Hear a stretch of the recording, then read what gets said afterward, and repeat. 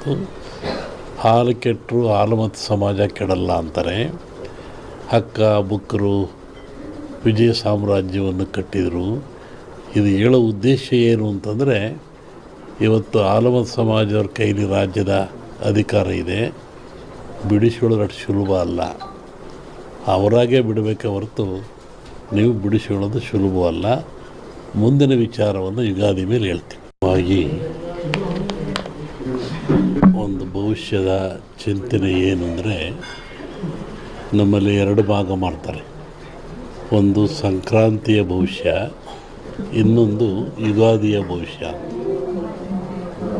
ಸಂಕ್ರಾಂತಿಯ ಭವಿಷ್ಯ ರಾಜರಿಗೆ, ಮಹಾರಾಜರುಗಳಿಗೆ, ದೊಡ್ಡ ದೊಡ್ಡ ವ್ಯಾಪಾರಸ್ಥರಿಗೆ ಮತ್ತು ಅನೇಕ ಘಟನೆಗಳು ಬರುವಂಥದ್ದು ಸಂಕ್ರಾಂತಿ ಪುರುಷನ ಮೇಲೆ ಹೇಳುವಂಥದ್ದು. ಇದು ಯುಗಾದಿ ಮೇಲೆ ಬರುವಂಥದ್ದು ಯಾವುದು ಅಂದರೆ ಚಂದ್ರಮಾನ ಯುಗಾದಿ.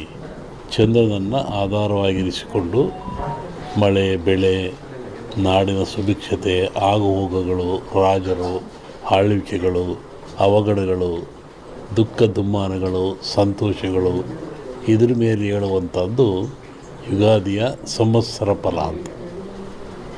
ಇನ್ನೂ ಒಂದು ತಿಂಗಳು ಲೇಟ್ ಇದೆ ಯುಗಾದಿ. ಅದರಿಂದ ಆ ಫಲಗಳ ಹೇಳೋದು ಸ್ವಲ್ಪ ಕಷ್ಟ. ಈಗ ನೀವು ಕೇಳುವಂಥದ್ದು ಏನು ಅಂತಂದರೆ, ಮಳೆ ಬೆಳೆಗಳು, ಆರೋಗ್ಯ ಮುಖ್ಯವಾಗಿ. ನಮ್ಮ ದೃಷ್ಟಿಯಲ್ಲಿ ಕರ್ನಾಟಕಕ್ಕೆ ಬರುವ ಸಂವತ್ಸರದಲ್ಲಿ ಯಾವುದೇ ವಿಧವಾದ ತೊಂದರೆ ತಾಪತ್ರಯಗಳಿಲ್ಲ.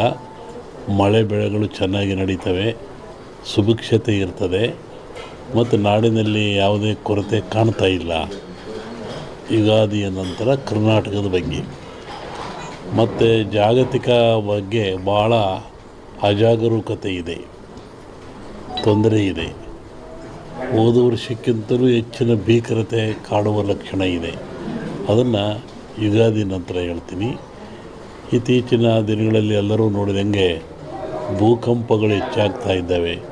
ಇದನ್ನು ಒದರಿಸುವೆ ಹೇಳಿದ್ವಿ ನಾವು. ಇದನ್ನು ಭೂಕಂಪಗಳು, ಭೂಮಿ ಅಗಲತಕ್ಕಂಥದ್ದು, ಜನರಿಗೆ ಸಾವು ನೋವು ಆಗ್ತಕ್ಕಂಥದ್ದು, ಕಟ್ಟಡಗಳು ಬೀಳ್ತಕ್ಕಂಥದ್ದು, ಇದು ಮುಂದುವರಿದ ಜೊತೆಗೆ ಭೂ ಸುನಾಮಿ, ಜಲ ಸುನಾಮಿ, ಬಾಹ್ಯ ಸುನಾಮಿ ಅಂತ.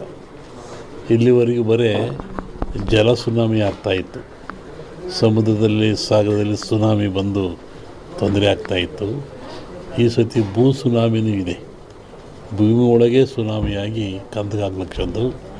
ಜಲ ಸುನಾಮಿನೂ ಹೆಚ್ಚಿದೆ. ಬಾಹ್ಯ ಸುನಾಮಿ ಅಂತ ಬಾಹ್ಯಾಕಾಶದಲ್ಲೂ ಆ ತೊಂದರೆ ಆಗ್ತಕ್ಕಂಥ ಲಕ್ಷಣ ಇದೆ. ಅದನ್ನು ಯುಗಾದಿ ನಂತರ ಹೇಳ್ತೀನಿ. ನೀವು ಭಾಳ ಅಪೇಕ್ಷೆ ಪಡುವಂಥದ್ದು ರಾಜಕೀಯ.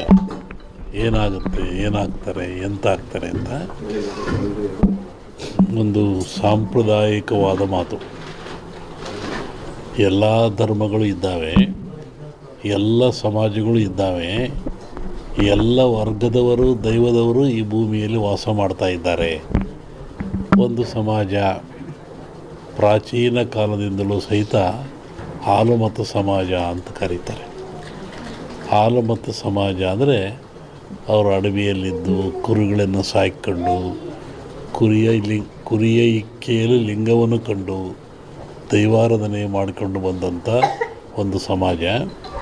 ಪ್ರಕೃತಿಯ ಮೇಲೆ, ಗಾಳಿಯ ಮೇಲೆ, ಭೂಮಿಯ ಮೇಲೆ ಅವರು ಅಡವಿಯಲ್ಲಿದ್ದ ಕಂಡದ್ದು, ತಿಳಿದದ್ದು, ನೋಡಿದ್ದು, ಅನುಭವಿಸಿದ್ದನ್ನು ಹೇಳ್ತಾ ಬಂದಿದ್ದಾರೆ.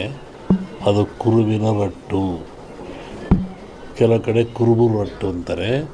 ಅದು ಕುರುಹಿನ ರಟ್ಟು. ಮುಂದೆ ಏನಾಗಿ ಕುರು ಅಂತ ರಟ್ಟು ಅಂತಕ್ಕಂಥದ್ದು.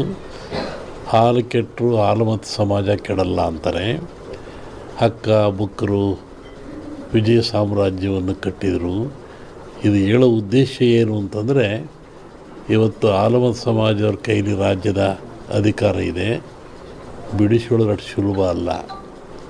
ಅವರಾಗೆ ಬಿಡಬೇಕೆ ಹೊರತು ನೀವು ಬಿಡಿಸ್ಕೊಳ್ಳೋದು ಸುಲಭವಲ್ಲ. ಮುಂದಿನ ವಿಚಾರವನ್ನು ಯುಗಾದಿ ಮೇಲೆ ಹೇಳ್ತೀನಿ. ಹಾಗಾಗಿ ಒಂದು ಭವಿಷ್ಯದ ಚಿಂತನೆ ಏನು ಅಂದರೆ, ನಮ್ಮಲ್ಲಿ ಎರಡು ಭಾಗ ಮಾಡ್ತಾರೆ. ಒಂದು ಸಂಕ್ರಾಂತಿಯ ಭವಿಷ್ಯ, ಇನ್ನೊಂದು ಯುಗಾದಿಯ ಭವಿಷ್ಯ.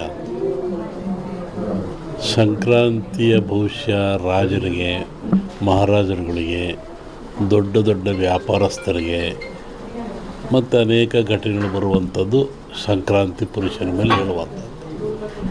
ಇದು ಯುಗಾದಿ ಮೇಲೆ ಬರುವದ್ದು ಯಾವುದು ಅಂದರೆ ಚಂದ್ರಮಾನ ಯುಗಾದಿ.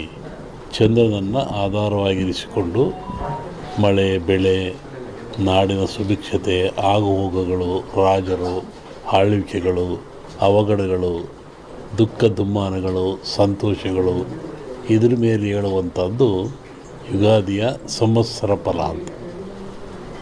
ಇನ್ನೂ ಒಂದು ತಿಂಗಳು ಲೇಟ್ ಇದೆ ಯುಗಾದಿ, ಅದರಿಂದ ಆ ಫಲಗಳ ಹೇಳೋದು ಸ್ವಲ್ಪ ಕಷ್ಟ. ಈಗ ನೀವು ಕೇಳುವಂಥದ್ದು ಏನು ಅಂತಂದರೆ ಮಳೆ, ಬೆಳೆಗಳು, ಆರೋಗ್ಯ ಮುಖ್ಯವಾಗಿ. ನಮ್ಮ ದೃಷ್ಟಿಯಲ್ಲಿ ಕರ್ನಾಟಕಕ್ಕೆ ಬರುವ ಸಂವತ್ಸರದಲ್ಲಿ ಯಾವುದೇ ವಿಧವಾದ ತೊಂದರೆ ತಾಪತ್ರಯಗಳಿಲ್ಲ.